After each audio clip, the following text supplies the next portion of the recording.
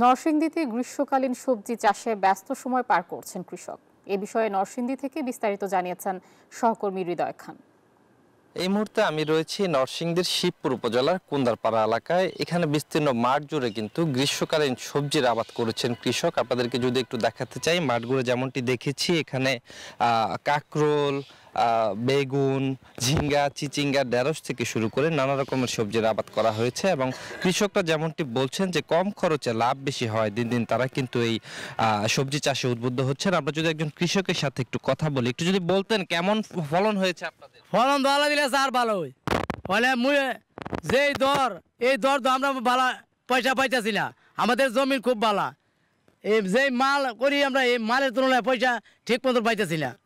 খুব ভালো মাল হয় কাকরোল, বাগুন, ওই ঝিঙ্গা, করলা, কারপোল, শসা খুব ভালো মাল হয়। এই যে মূল্য দর আমরা পাইতেছি না। কুন্দারপাড়ার মাটিতে যেই তরকারি হয় এই তরকারি সব জায়গা তার নরসিংদী শিবপুরের মধ্যে কিন্তু জায়গা তো না। এই যে কোন বাড়িতে টাড়িতে আমরা তুলনায় বাড়িতে কিছু না। আমরা কুন্দারপাড়া সেরকম এই যে কবির চারা দিয়ে লক্ষ লক্ষ টাকা বেশি।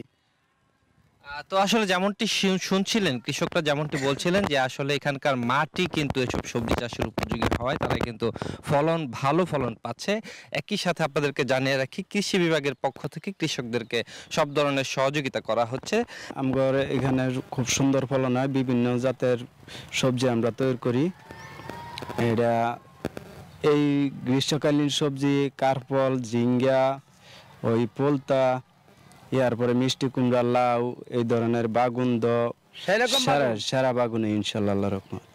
তো কৃষকরা যেমনটি বলছিলেন যে তারা কিন্তু এখানে এইসব সবজির আবাদ করে কিন্তু তারা অনেক লাভবান এবং একই সাথে তারা যেমনটি বলছেন যে এখানে কিন্তু মধ্যস্বত্বভোগী যারা রয়েছেন তারা কিন্তু তাদের থেকে বেশি দাম পাচ্ছে, যে কারণে তারা কিন্তু এখানে ন্যায্য মূল্যটা তেমন পাচ্ছে না।